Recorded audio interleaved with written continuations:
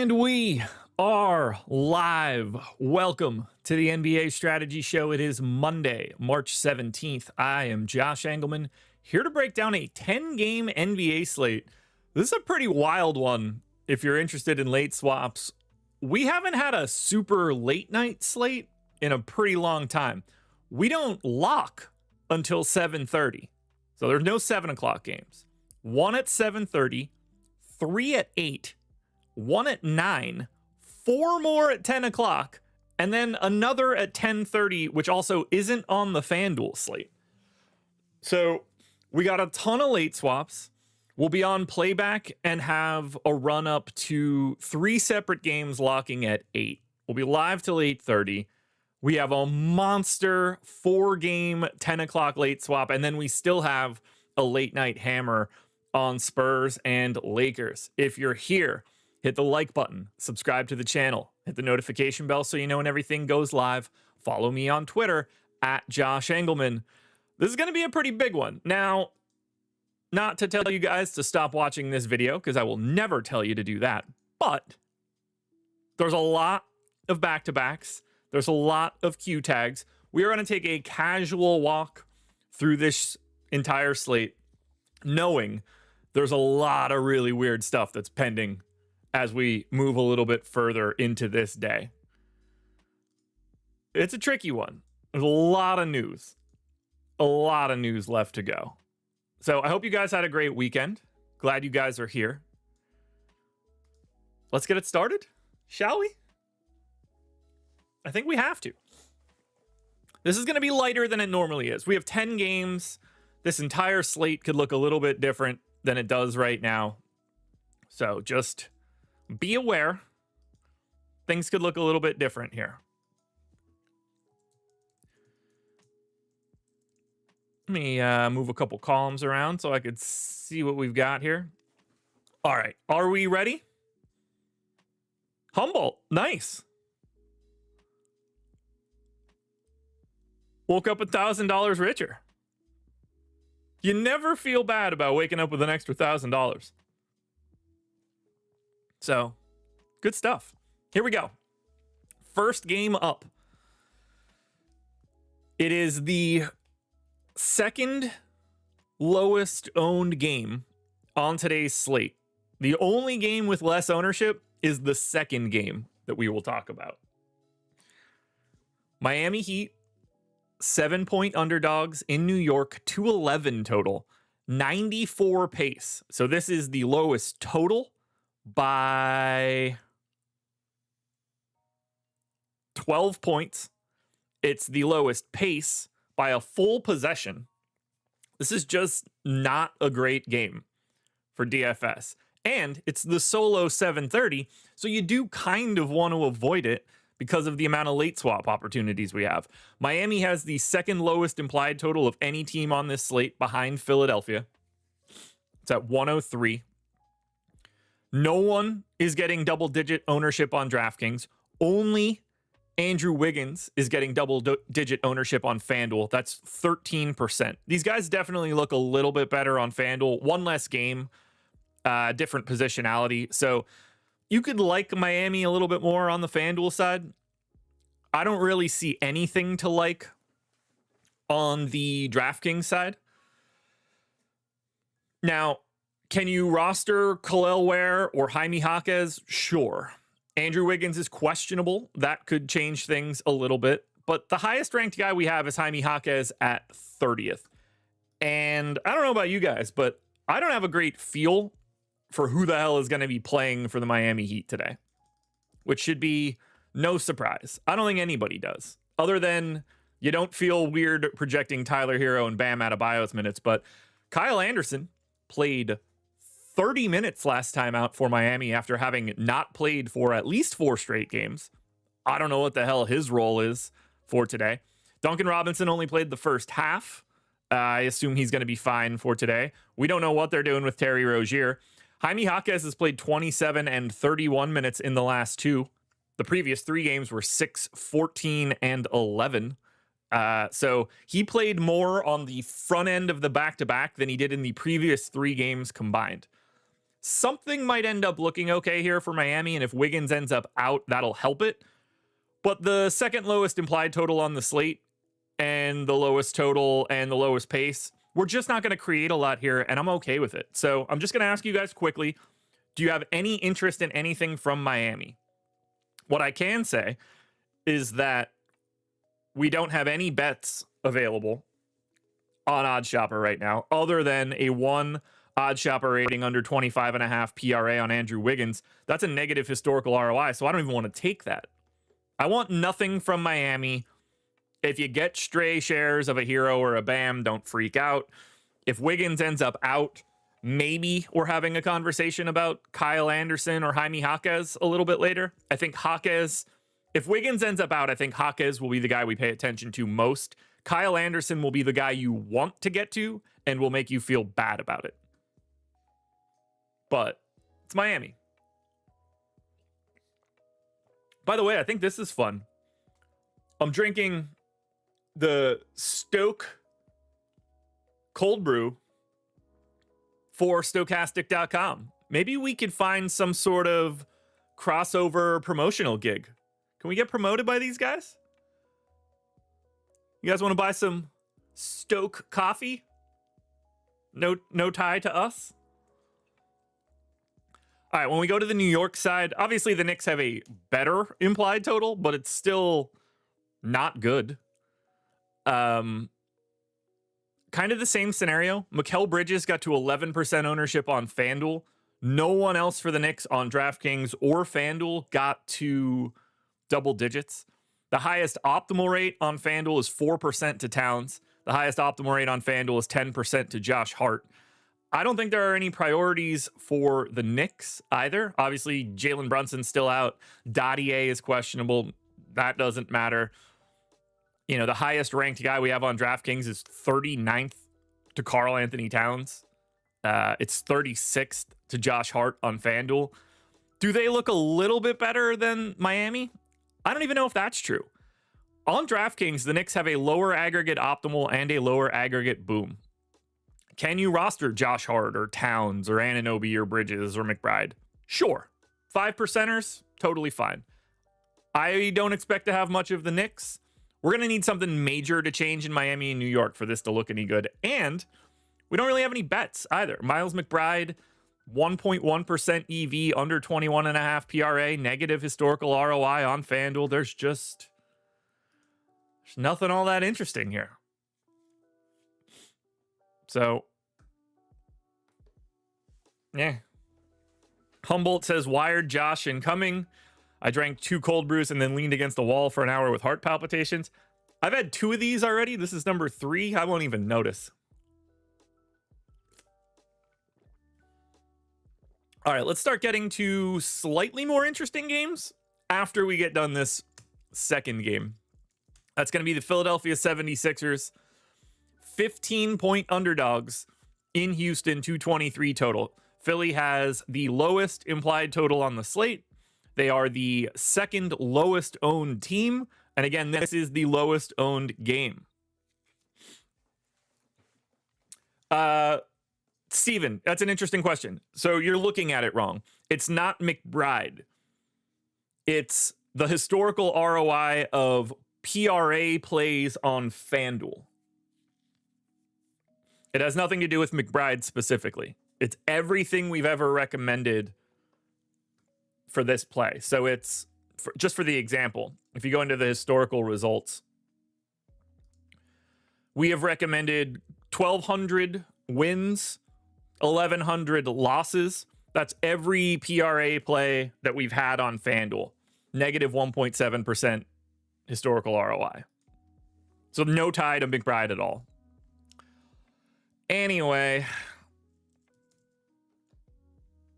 for the Sixers, I'm not even going to bother right now. They are on a back-to-back. We have no idea who is going to be available for this Sixers team right now. No clue whatsoever. Maybe somebody decent is available today. We don't know. If it's everybody that was available that we're thinking right now, they have 10 guys. Grimes, Yabu, Butler, Council, Brissett, Doughton, Edwards. Hood Schifino, Reese, Okiki. I can't even hypothesize here. We don't know what's available. We don't know who's in. We don't know who's out. They're not going to look great. There's a pace down spot against a good defense. They have the lowest implied total. I'm not expecting to like much from Philly no matter what news we get, but if any of the real dudes are in, it's going to look even worse. As of right now, I am skipping the Philadelphia 76ers. There is nothing to add right now. They are a deeper dive team. What I can say, if you're interested, under 13.5 points, 2 OddsShopper rating, 2.5% EV on BetMGM for Ricky Council. 1.5% EV on Jared Butler points. If you're nervous about what's going to be available for Philly, skip them. If you're not, take them. But DFS-wise, this is not something we could talk about right now. Houston, on the other hand, we can touch on. This is also a not owned team in any way. Decent implied total for these guys. But no ownership. Still no Amin Thompson.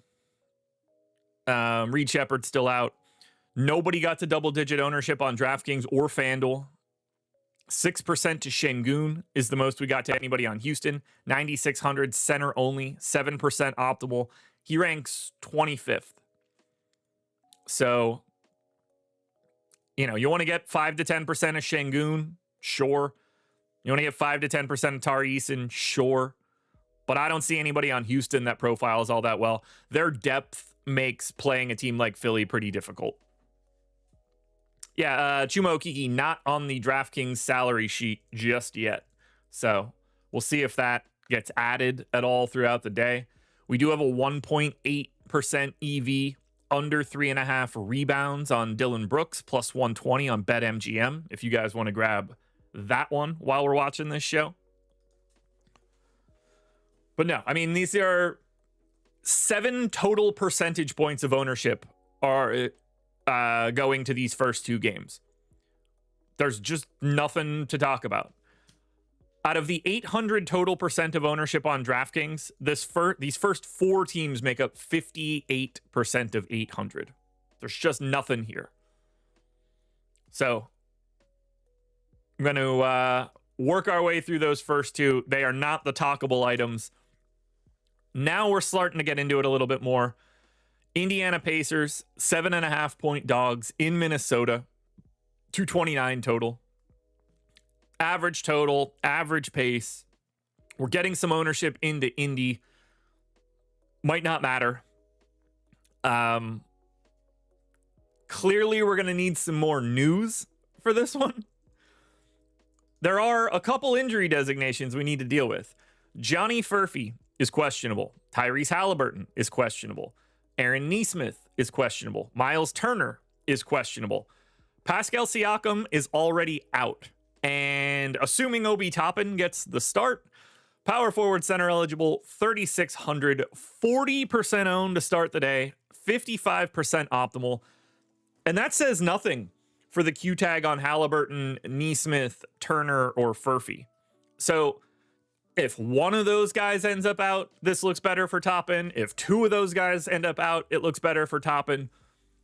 Even if none of them are out, Obi Toppin is a top tier, top 5 cash game play all day today, assuming he gets the start, and will be interesting no matter what, even if he doesn't. But if Obi Toppin is starting, he's a cash game lock in my eyes, and you're probably playing him in half your stuff today.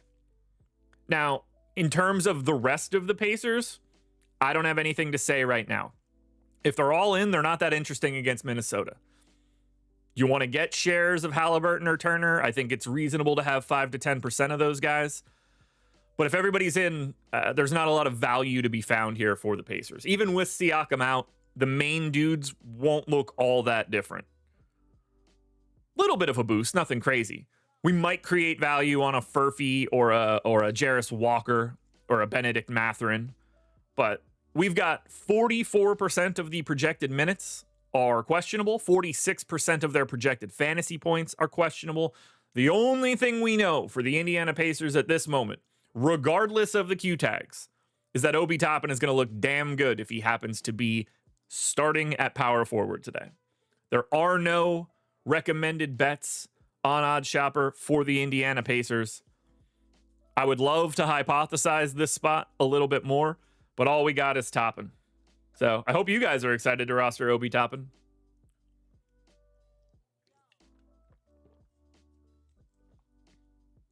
Dude, this just tastes like liquid caramel. It's so sweet. Ugh, it's disgusting. All right, let's go to Minnesota here. Jonathan, you better be okay with Toppin because you're not going to have much of a choice if he's starting. And like if Miles Turner ends up out, then Thomas Bryant's going to be massively owned. Toppin will be more owned. Now, the Minnesota side of this one, not all that owned. They have half the ownership coming in to that previous Pacers team. Quick question. What's the highest exposure you'd go on a slate like this? It's always 100%. I don't pay attention to anything like that. If there's a guy that should be in 100% of my lineups, then they're in 100% of my lineups. I don't think about it. I don't try to do it. It's whatever comes out of the Sims. But no issue whatsoever having 100% of someone on any slate ever. So Minnesota could look interesting. We have no injury report on them right now, so we do have to wait until that comes out. Rudy Gobert could potentially sit today. We don't know how he's going to look on the back-to-back. If that's the case, you know, we see Naz Reid get a bunch of additional minutes. He will look pretty good. There is ownership coming in on the FanDuel side to Minnesota, 10 to 15% on Ant, Randall, and DiVincenzo. But we kind of need to know who's going to be available for Minnesota first. If everybody's in, no one's getting love on DK. 6% to DiVincenzo, 5 to Ant, 5 to Gobert. No one has an optimal rate higher than 3. I don't have anybody that I'm going to go crazy for on Minnesota. You could always get to Edwards or Gobert or Randall, I think, and that's fine. DiVincenzo as well. But the highest ranked guy on DraftKings is 48th for Anthony Edwards. So we need their injury report. Otherwise, we're just guessing. Could we get some value? Probably. Do we know we're going to? No. Naz Reid under 13.5 points, close to a 3% EV on BetMGM. I would be a little scared there because we don't know the status of Gobert. If Rudy Gobert is out, that's going to end up being a pretty bad bet. That line will go away. It's already gone. So it doesn't totally matter there. What notification did I just get? Who has been spotted in my backyard? Are the yard people here?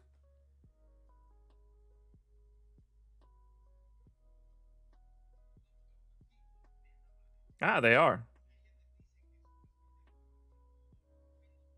What are they doing? Why are they looking at my pool? What are these guys doing?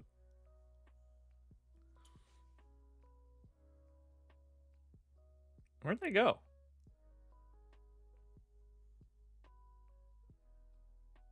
I have no idea what these guys are doing, but cut my grass, guys.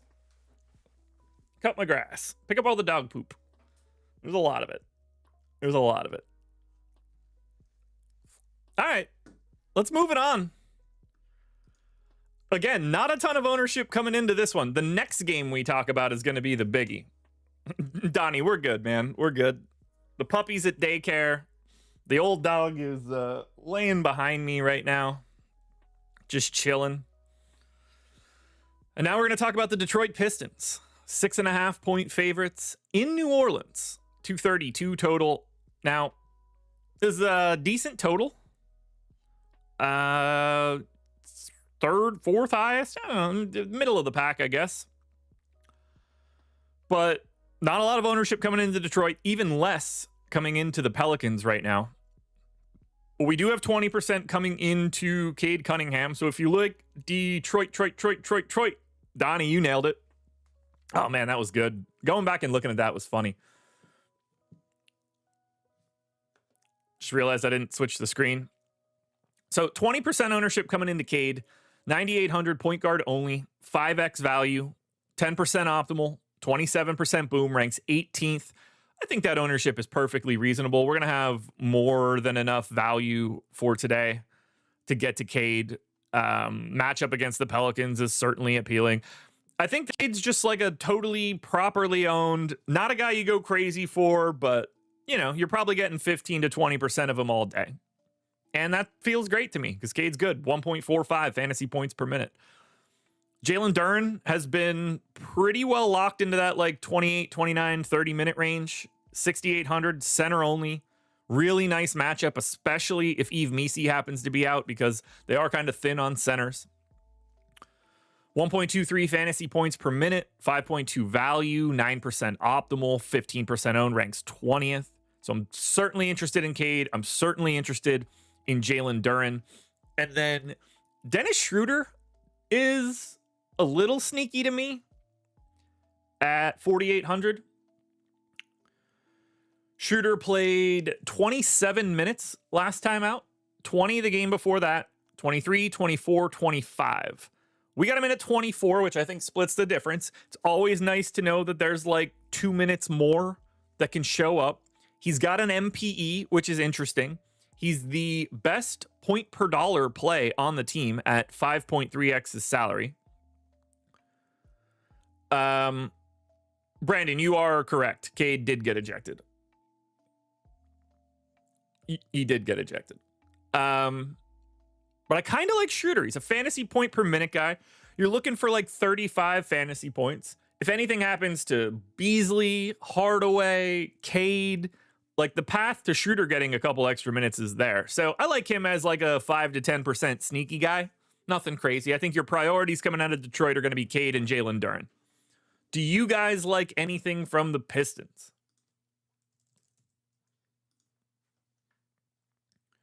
We do have Jalen Duren under 11.5 rebounds, 3 OddsShopper rating, 2.6% EV on DraftKings, 3.5% historical ROI. I would snap that up if I could. I'd take the Cade under 9.5 assists as well, 1.5% EV on BetMGM. But 2 decent plays here coming out of OddsShopper for Detroit.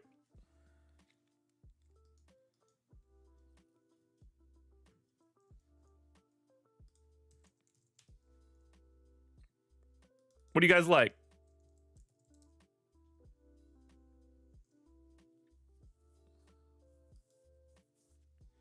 Yeah, it's hard not to like Cade.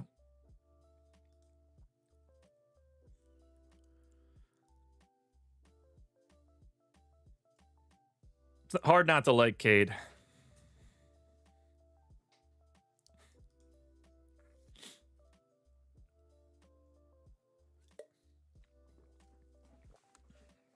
Alrighty, let's go to the Pels side. Now, this one we can't really talk about right now, but it might be interesting. Yves Missi, questionable. Kelly Olynyk, questionable. Zion Williamson, questionable. Now, the Pelicans are unowned. They're at 10% total. That is the 3rd lowest owned team on the slate. But it's pretty obvious that we might be getting to the Pelicans if these Q tags go a different direction. If Missi and Olynyk and Zion are all out, spoiler alert, something's going to look decent here. But we don't know what that's going to be just yet.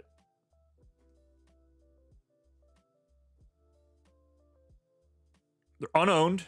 4% to Kelly Olynyk is the most here, but we kind of need to know who's going to be in to know where the value is going to go. Like, if they're all out, that's 34% of their minutes.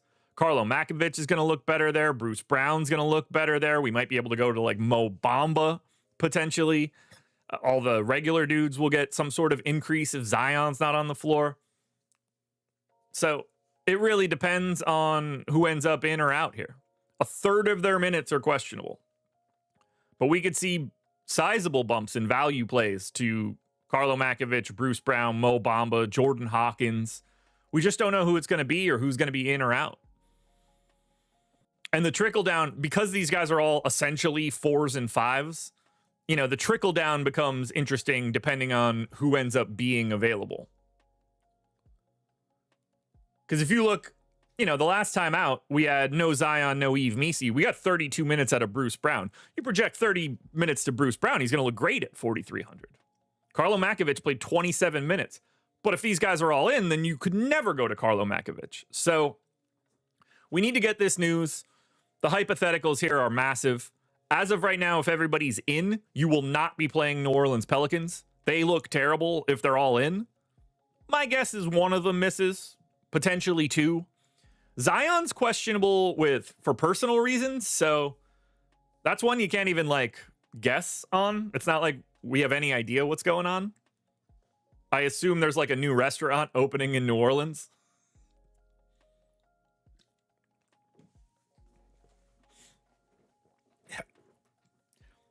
There's a new red beans and rice spot opening up. Zion's been in a tent outside the front door for the last 2 days. So yeah, tough to talk Pels. No real bets. Trey Murphy, 1.5% EV, under 3.5 assists, plus 110. Guys, I have something I want to talk about. And I think if you're watching this show, you're probably interested in it. I don't know that for sure, but I think you are. So maybe we could pull that up, find out how interested you guys really are. Because it looks like this. Boom. Selection Sunday was yesterday. It is March Madness season around these parts. Tourney kicking off officially on Thursday. Obviously, the first couple bullshit games on Tuesday. We're running the March Madness sale on OddsShopper and the Portfolio EV tool. I've been sharing this tool throughout the show, looking for bets for each individual team. 68% off your first month, one for every team in the tourney. $32 for a month of the Portfolio EV tool using the promo code DANCE. This deal ends Wednesday night at midnight. So you want to get this in before the first day of the tournament. But if you guys want to come in right now, 68% off your first month. Take a market-based approach to beating the books. You get expected value, expected win rates, parlay builders, odds boost calculators. You could do this for pick'em sites as well as sports books. We just added a boatload of new markets either last week or 2 weeks ago, all performing great so far. A bunch of college basketball plays in here as well. Just remember, this might be a March Madness sale. It's not just for college basketball. It's for everything. NHL's out there. NBA's out there. Plenty of bets to go around. This is a fantastic deal. If you want to get 68% off, you can get a month right now for $32. So come on in the door. I guarantee you wouldn't say that to his face. I mean, I would definitely say it to his face. What are we talking about here? What's he gonna do?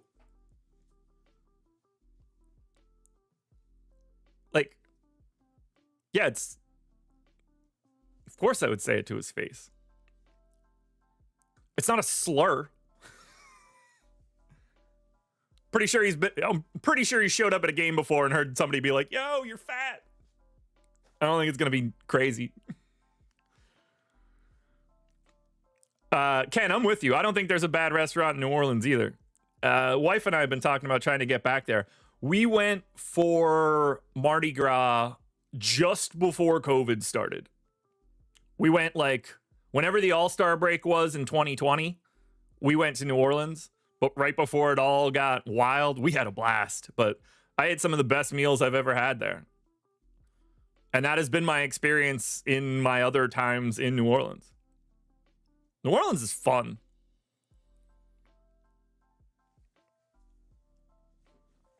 All right, let's get to game number 5. We finally have one we want to talk about. This is the premier game of the day, and we don't even totally know what's going on here yet. So this could change a little bit on one side, but not the other. Chicago Bulls,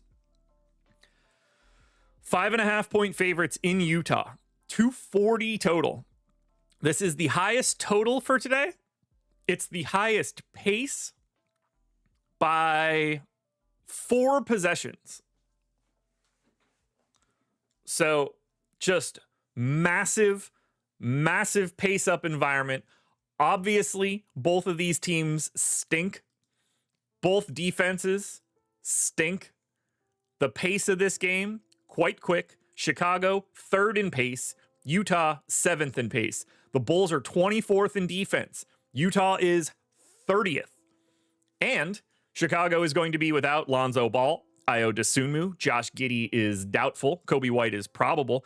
We're getting a boatload of ownership in here to Chicago, and that is fully deserved. I don't know how you get away from this particular team. I don't know how you get away from this game. And we're going to start that off 7,300, center only, Nikola Vucevic, 40% owned, 40% optimal, ranks 4th right now. Vooch is wildly underpriced for his role today. We saw him get 29 minutes on the 15th. Got him in for 30 today. I think that's a pretty reasonable minutes number for him if he was able to play 29 last time out. You know, maybe you want to discount that to 28 and be comfortable. Either way, we're talking about a pretty big fantasy point per minute guy in a pace up spot. The value for Nikola Vucevic right now, staggeringly good. Love the idea of getting the Vooch. Certainly a priority today, but we're not done there. 5,200 shooting guard, small forward eligible Kevin Huerter is close to a fantasy point per minute in this matchup. 30% owned, 25% optimal. Great flexibility, great matchup. You're going to have a lot of him. He ranks 10th. 30% ownership coming into Trey Jones, 28% optimal, ranks 8th, 5,900, point guard only, in for 33 minutes. This is 3 guys projected for north of 30% ownership, 3 guys for the Bulls in the top 10. I don't have a negative word to say about any of them. Maybe you think Vooch is slightly over projected from a playing time perspective. Maybe we see that change. He's still going to be 20% owned or more today because 7,300 is just not the correct price tag for Nikola Vucevic right now, with no Zach LaVine on this team any longer, with no Josh Giddey in for today. I mean, this is a very different team now. So love Vooch, love Huerter, love Trey Jones. Certainly fine getting to Kobe White. Shooting guard, small forward eligible, 7,800, 1.1 fantasy points per minute. He's only 6% optimal, 12% owned, but more than reasonable to get to Kobe White in a spot like this, 10 to 15%. Totally cool with it. After that, it gets a little dicey. I don't really see the path to anybody else, really, for the Bulls.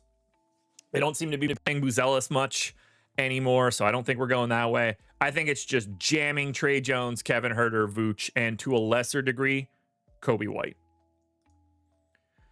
Unfortunately, though, we don't really have any Bulls bets. Buzelis, under 11.5 points, 1 OddsShopper rating. Over 2.5 threes for Kevin Huerter, but that's a negative historical ROI. Nothing really here for the Bulls.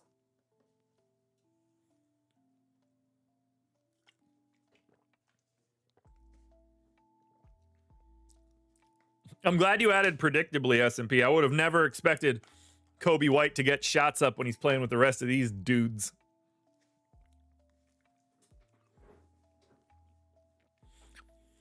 So, obviously, we like Chicago. However, Utah currently has a higher optimal, higher boom, slightly less ownership. Now, we don't know how to talk about Utah today, and I just want to be very clear here. I don't want to get into any Utah specifics right now because I don't think it's worth the time. They're on a back-to-back. Utah was without John Collins yesterday, without Jordan Clarkson yesterday, but Kessler played, Markkanen played, Colin Sexton played. I don't think any of those dudes are playing today. I mean, Utah's already trying to tank constantly. I would be shocked if any of their real dudes are playing this back-to-back. So there's a decent chance they have 9 guys today.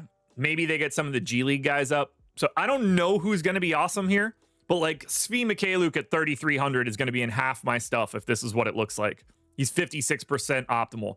I got Kyle Filipowski 38% optimal. I think he might be starting and playing 30 minutes at 6,300. Sensabaugh is going to be massively owned if this breaks the way that I think it will be. Juzang will be heavily owned. Springer will get a bunch of ownership. I just can't talk about it right now.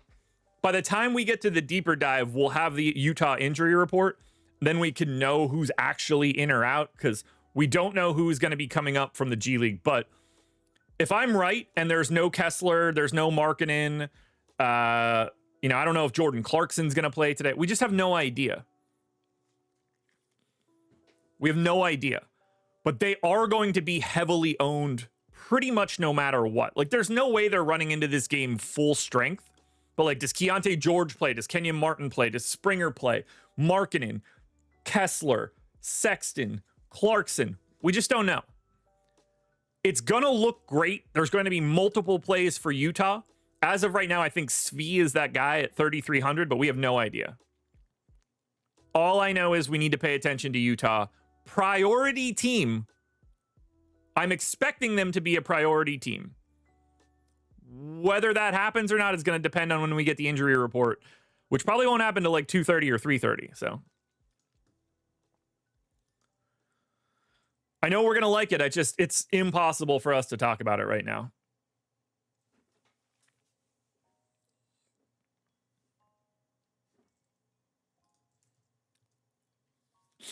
Yeah, Izzy, it might get a little dicey for the Mavs. They have not a lot of ability to make any sort of roster moves. My expectation in this scenario is that they will never forfeit a game. I think the league will step in before that has to happen and allow for some sort of hardship signing. But yeah, I would be very surprised if they get to a forfeit.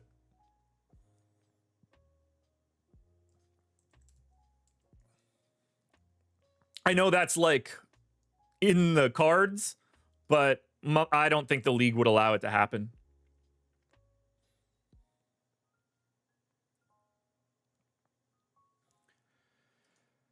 Alrighty.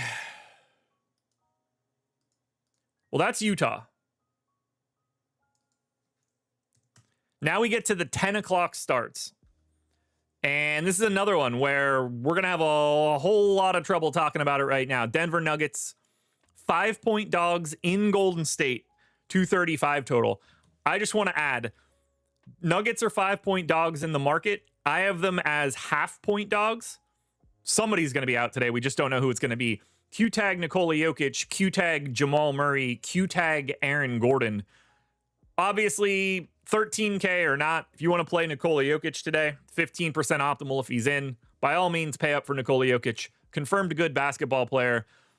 I don't think you're going to anybody else if they're at full strength. But we need to see if Gordon or Murray or Jokic are out. That will change everything. And I don't know what else to say here. They are not talkable. 44% of their minutes and 53% of their fantasy points are questionable right now. So we don't know. We don't know. Yeah, S&P. I was listening to Tim McMahon's got a Luka book coming out that was essentially fully written up until the trade. He had to add one more chapter about the trade, but I'm interested in reading that. But I was listening to him talk to Nate Duncan. It's just sort of about this whole Luka scenario, and they were talking about the trades and stuff. And they were talking about how, like, they didn't think that they thought that they gave up too much or whatever for those trades. But obviously, you and I have been talking about this for a while. Like, yes, they won those trades in the present. They went better than they could have ever imagined. PJ Washington is playing much better for Dallas than we ever expected. Gafford, same scenario. It's just so easy to be like, well, those trades went well because the payment hasn't come out of your account yet. It's like deferred interest for student loans. You're like, oh, college went great. I made it out. Yeah, well, you're going to pay for it for 10 years. You just haven't started yet. Now it's even worse. But that book is going to be pretty interesting. I'm excited to read it. But yeah, for Denver, look, you guys know the drill here. 3 of their starters are questionable. What the hell are we supposed to do here other than just wait for that information? No bets for Denver right now, unfortunately. So we're not going that direction. 0.3% to Jokic.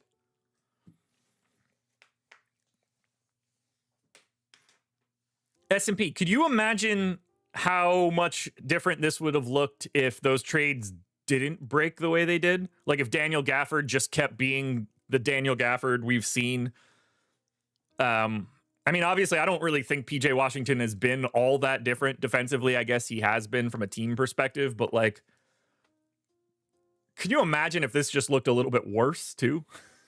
Oh my God.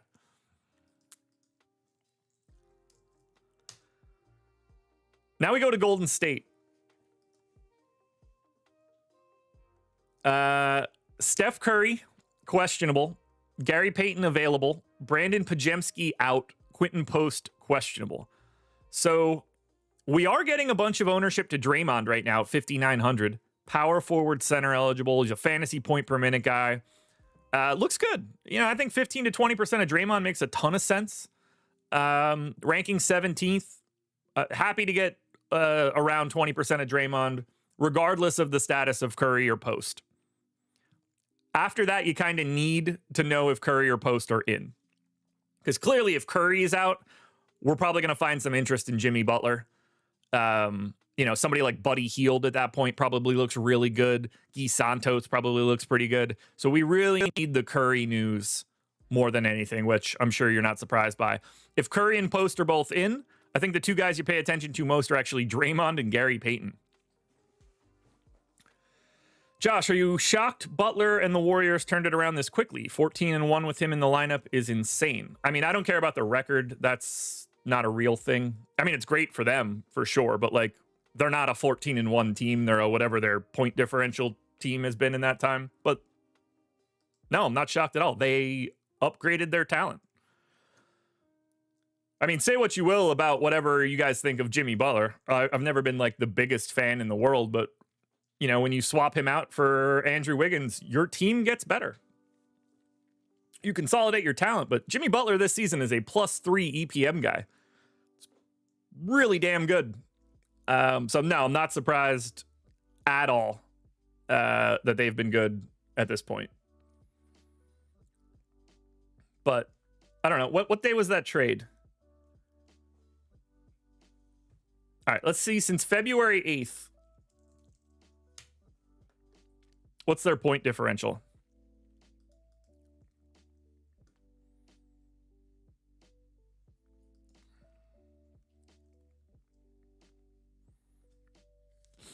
All right. Regular season. Let's go February 6th, 7th, something like that. What's the Warriors' point differential? 14-3 since that time? When was the trade? February 8th is the first game that Butler played. So I guess I'll just bump it to the 8th. Since the first game that Jimmy Butler played, Golden State is plus 12.3 point differential, 14-2, 5th in offense, 4th in defense. Top half of the league in every statistical category except for defensive rebounding, which is 16th. Yeah, they've been exceptional. Look, I was heavy on liking Golden State before the season. I really liked their depth, which is weird because that depth wasn't Quentin Post and Guy Santos and stuff. So that was a little bit different. But I was a believer. I liked their defense one way or the other. Do I think they're a 12 net rating team with Jimmy Butler? No, of course not. But look, when you can get Steph another guy offensively, like, it helps. When you have to pay attention to Jimmy Butler, when you can't help onto Butler when he has the ball because Steph is running around, like, that's gonna look really good. I don't think they have any sort of like real ceiling. But yeah, I love it. I liked the Butler pickup. I didn't mind paying him because what the hell else were they going to do?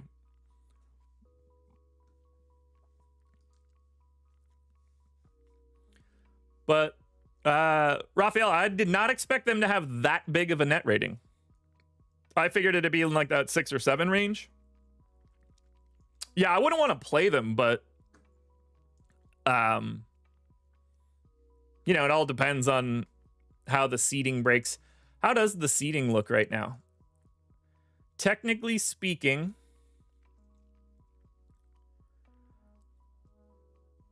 one, two, three, four, five, six. So it would be The projection would be Warriors Houston round 1.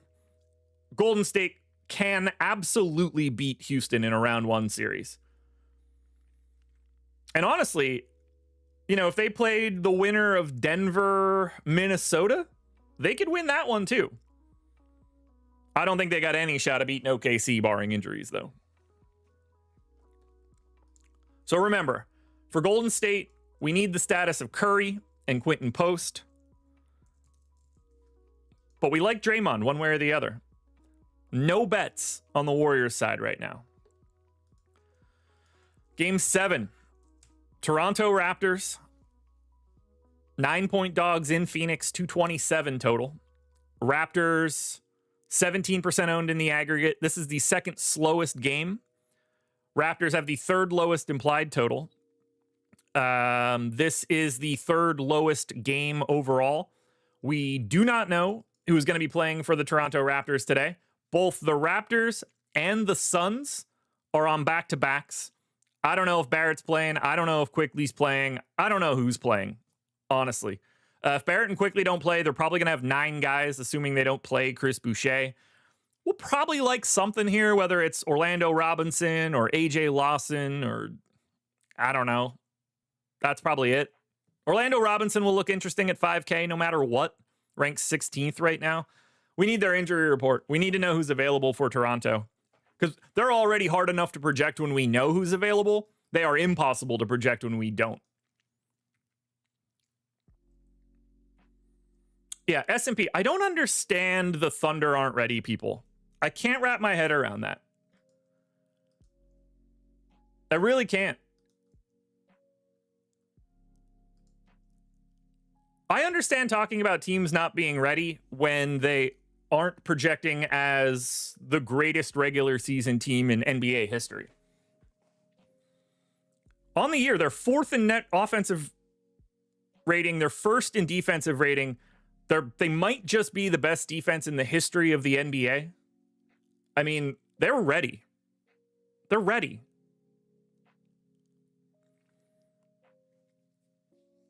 Like, we got to remember, like, Shea had that run with Paul. Dort had that run with Paul. Isaiah Hartenstein had a deep run last year. Like, these guys aren't, it's not like foreign to them. They didn't just pop up this year out of nowhere.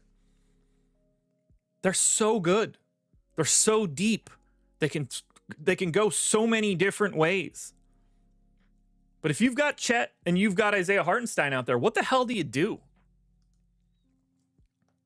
Like, what is the Oklahoma City defensive rating when Chet and Isaiah Hartenstein are on the floor together? Like, what do you do when it's SGA, Alex Caruso, Jalen Williams, Chet, and Hartenstein? I know one thing you don't do, and it's score. You're dead against that 5. Dead, dead, dead. I don't think there's a better 5-man defensive lineup that you could put together in the NBA than SGA, Alex Caruso, Jalen Williams, Chet, and Isaiah Hartenstein. I think that's the greatest 5 defensive dudes that you could ever put together for a team, while also being a top 5 offense. So let's look at this. Let's look at OKC's lineups with Chet and Isaiah Hartenstein on.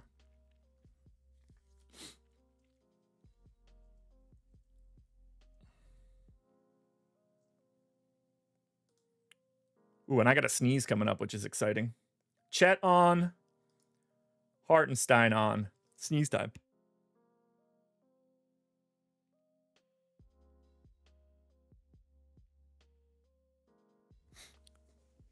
$383 possessions so far. 125.8 offensive rating is 98th percentile. 112.3 defensive rating, 71st percentile. That's damn good. Have they even done the lineup I'm talking about? SGA.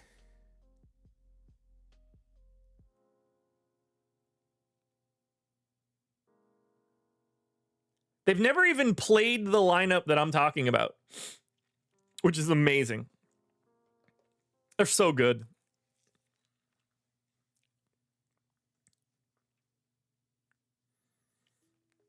They're so good. All right, let's see what we have on the Phoenix side, because we could actually hypothesize Phoenix a little bit by saying that we don't like them.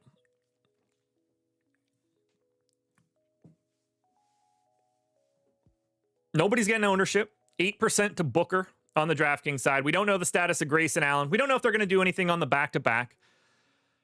This is Durant and Booker, and honestly, I think it's just Booker at 9,200 with the point guard, shooting guard eligibility, but everybody else stinks on this team.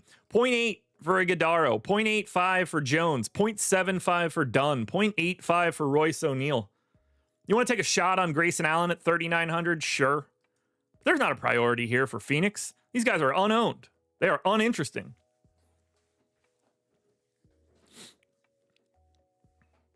Yeah, Beal might not play. Who knows? I don't have him in right now. I don't think he's going to be playing. But this Phoenix Suns team stinks, man. Stinks.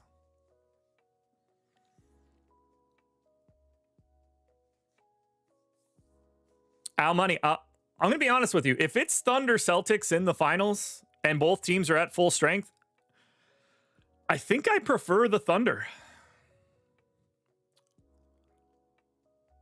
I mean, it would be a coin flip, but I think I would prefer the Thunder.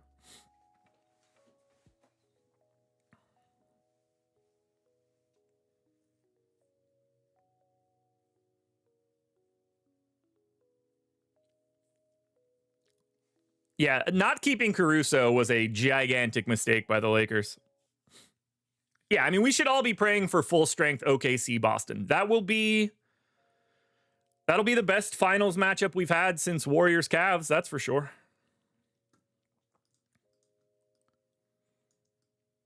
It would be the two most talented teams since Warriors Cavs. Do we have any Suns bets? Because we definitely don't have any interesting Suns DFS takes. Okay. KD under 25.5 points, 2% EV, 4.5% historical ROI on BetMGM right now.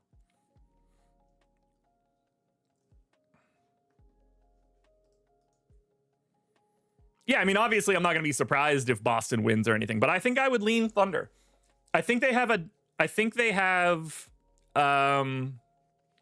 the Thunder have more lineup potential. I think they can try more things than the Celtics.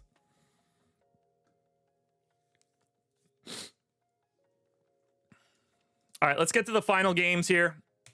Last three. Some of these spots we don't have a ton to look at. Some we do. Washington Wizards are going to be first ones up. 5.5 point dogs in Portland. 230 total. Wizards have no Brogdon, no Koulibaly, no Corey Kispert, no Jalen Martin, no JT Thor. Marcus Smart is questionable. Now, we are getting some ownership for this one because Wizards are down a couple dudes. 25% ownership to Justin Champagnie, 5,400, small forward, power forward eligible, playing north of 30 minutes, ranks 12th. Completely deserves this ownership. Should be 20 to 25% owned, good value, good matchup, great MPE, and they're short on bodies, so those minutes aren't going anywhere. Same story for Chris Middleton here. Do I like the idea of getting a 24-minute dude? Not really, but 5,300, shooting guard, small forward, going to be able to take whatever shot he wants. I think 15% ownership makes a lot of sense for Middleton. After that, no one's really getting any love. I'm not a huge fan of Jordan Poole in this spot. Sarr is up to 6,500. That's too expensive. Maybe if Marcus Smart is out, we take a look at someone like AJ Johnson, but I don't care too much about anybody other than Champagnie or Middleton. What do you guys like from the Wizards today?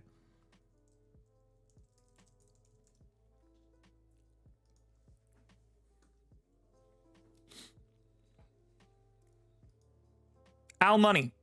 You realize the Celtics lost like 10 playoff games last year or 2 years ago at home, right? Or some kind of stupid number. They couldn't win a home game to save their lives. Am I misremembering that? Didn't they dump like a boatload of playoff games in Boston? I mean, don't get me wrong. Like, I agree. It's not fun to go play in Boston. But like, didn't they notoriously dump a ton of games at home in the playoffs either last year or 2 years ago? I think Sarr's too expensive at 6,500, even in the increased minutes, guys.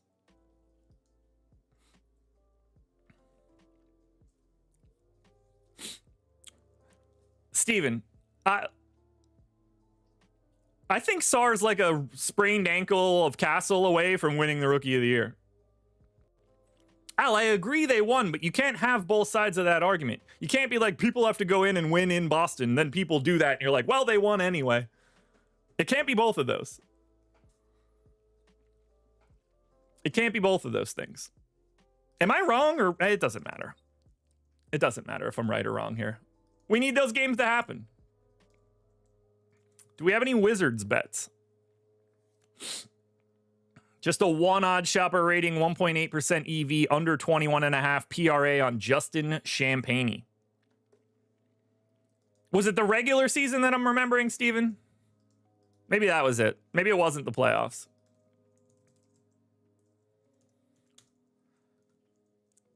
My memory's trash. So I'm not surprised by that.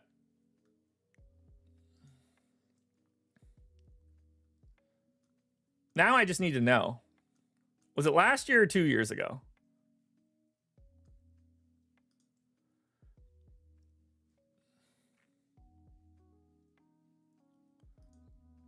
All right. They were 1, 2, 3, 4. Wait. 1, 2, 3, 4, 5, 6, 7, 8, 9. They were 9-2 at home last year. It must have been 2 years ago.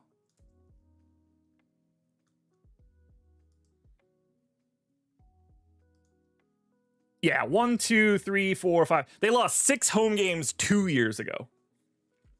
That's what I was remembering. They lost 6 games. They lost to the Hawks, the Sixers, the Heat. That's what I was remembering. All right, let's go to Portland.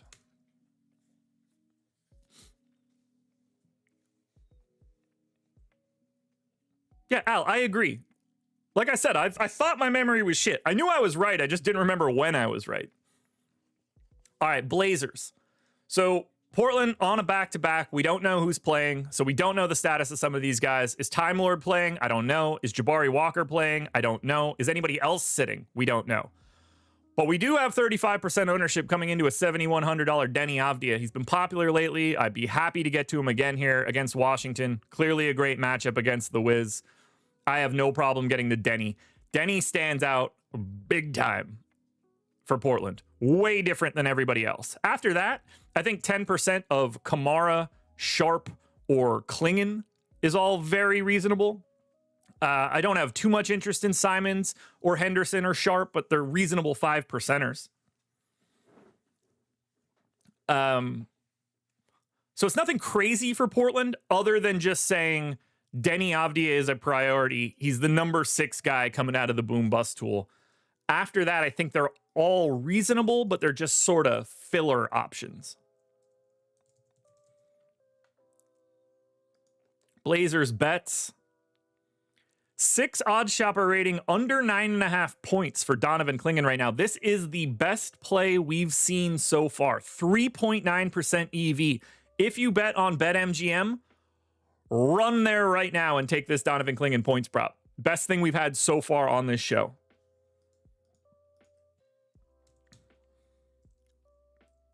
Final 2 games, including the Sacramento Kings, the lowest owned team on the slate. But we have the Memphis Grizzlies, 2-point dogs in Sacramento, 239 total. This is the second highest total on today's slate. Memphis is quite shorthanded. Aldama doubtful, Ja out, Scottie Pippen questionable. If Scottie Pippen is in, 4,700, point guard only, 30% owned, 26% optimal. Scottie Pippen Jr., if he's playing, is the priority coming out of Memphis. I don't know how you dodge that one. He looks really good here. If you don't like it, very easy to late swap tonight, so you don't have to stress about it. 3 other games locking at 10. After Pippen, though, I think like 10% of Luke Kennard makes sense. I don't have a ton of interest in Jaren Jackson or Desmond Bane. I don't have a ton of interest in Jalen Wells or Zach Edey or Vince Williams. I think this is really a two-man band for Memphis today between Scottie Pippen Jr. if he plays and Luke Kennard regardless. Obviously, if Pippen is out, Kennard will look even better. What do you guys want to do with the Memphis Grizzlies? 6 OddsShopper rating, over 9.5 points on BetMGM for Jalen Wells, has a 4 EV. We've got a 3% EV on Luke Kennard PRA on FanDuel. We've got a 3 OddsShopper rating on under 14.5 PRA for Vince Williams. We got 2 2s on Brandon Clark and Luke Kennard across ESPN Bet and FanDuel. Lots of bets out there for the Grizzlies right now. And I don't think any of them really matter too much based on the Pippen status.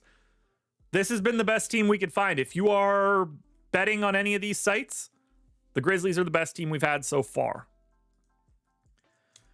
Now for Sacramento, this is the lowest owned team on the slate. 4% to $9,400 Sabonis. He's also 4% optimal. These guys are opposite plays on FanDuel. No ownership to Levine on DraftKings, 12% on FanDuel. He's $1,300 cheaper. 14% ownership to DeRozan on FanDuel, none on DraftKings. He is $900 cheaper. Keegan Murray's price is irrelevant. It's the same on both sites. You just don't play him. Malik Monk is $800 cheaper on FanDuel. He's 23% owned on the FanDuel side, unowned on DraftKings. Sabonis is $8,900 with power forward eligibility on FanDuel, $500 cheaper, 20% owned compared to 4. If you're playing the Kings, it's on FanDuel. If you're playing on DraftKings, you're not playing the Kings. It doesn't get any easier than that. They are irrelevant on DraftKings and priorities on FanDuel. We have a 2.7% OddsShopper rating and EV, under 1.5 threes made for Keon Ellis on Caesars. That is your best play from the Kings.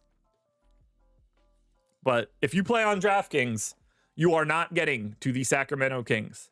Completely uninteresting today. One last thing to touch on, if you guys want to sign up at Stokastic, whether that is for Sims or whether that is for Portfolio EV and OddsShopper, you can get it for a month for free. You'll pay us nothing. You'll even get a bonus from whoever you sign up from. You guys can see the affiliates on the screen right now. This is the page you would go to if you click the link. Instructions at the top. Choose your affiliate. Maybe you want to sign up at Better. They will match your first entry up to $250, win or lose, so you could take a shot. You'll sign up by clicking the claim offer button. You'll follow the instructions at the top. You'll get either a month of the Sims or Portfolio EV, whichever one you want. And maybe you want more than a month. You can sign up for every offer on this page. Every one of them gives you a free month of Sims or EV. You could have 4 months of Sims, 4 months of Portfolio EV by signing up through 8 of these affiliate links. They all stack up and they are all completely free. You'll pay us nothing. The only thing you have to do is make the qualified deposit to whichever affiliate you sign up for. But they're all right here. And you can get everything. Projections, ownership, boom bust, Sims, Discord, or the Portfolio EV tool and the OddsShopper Discord. Come on in, guys. It's a great deal. We close it out. Final game. This is not on the FanDuel slate. This is DraftKings only. Spurs, 9.5 point dogs in LA, taking on the Lakers. We do have a Spurs injury report. Jordan McLaughlin questionable. Obviously, De'Aaron Fox out. No one getting any ownership from the Spurs. 9% to Sohan, 8% to Keldon Johnson. No one got to 10% optimal. These guys are all filler to me. I don't mind getting more of this game just for late swap purposes, but I don't think the San Antonio side looks all that interesting. We do have a 1 OddsShopper rating on the Barnacle of the Bay under 1.5 threes. Uninteresting. These guys are mostly uninteresting. You want to take GPP flyers on Sohan, Keldon Johnson, Vassell, or Castle? I could understand it. There's absolutely not a priority here coming from the Spurs. For the Lakers, we can't even talk about it. They're on a back-to-back. Does Luka play? I think so. And if he does, Luka Doncic is your number 1 play of the day. 12K, point guard only. Spurs defense sucks. There's no LeBron James around.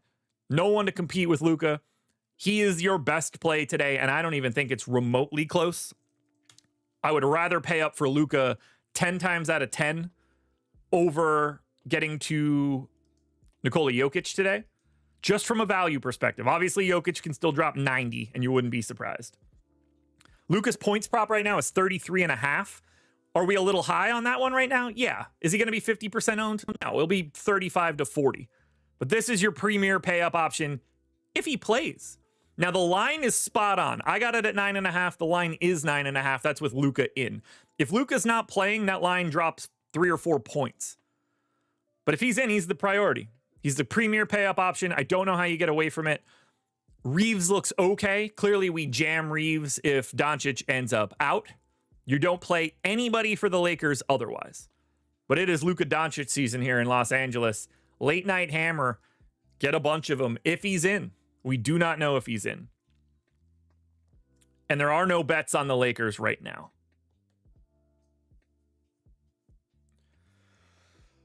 There we go, guys. 10 games up, 10 games down. We got plenty of content coming out for the rest of the day. The schedule is normal, like it normally is. You know, no real difference. You're getting the deeper dive at 5:30 with me and Spags. You're getting live before lock with Eric and Greg. And then you're getting me and Greg on playback at 7:30. This is what we have here, guys. This is what we have here for today. So lots of news to wait on. This slate is going to look very different by the time we get to the deeper dive. But come on in. We got a lot to talk about and plenty of content to go. Don't forget, the promo code is DANCE. 68% off of Portfolio EV for a month. It ends on Wednesday at midnight. So come on in, guys. Here's the big one for everybody. I'm so happy you're here. It was fun to break this down, but now I need you guys to do me a favor. Go tell Eitan I said hi. Enjoy your Monday, everybody.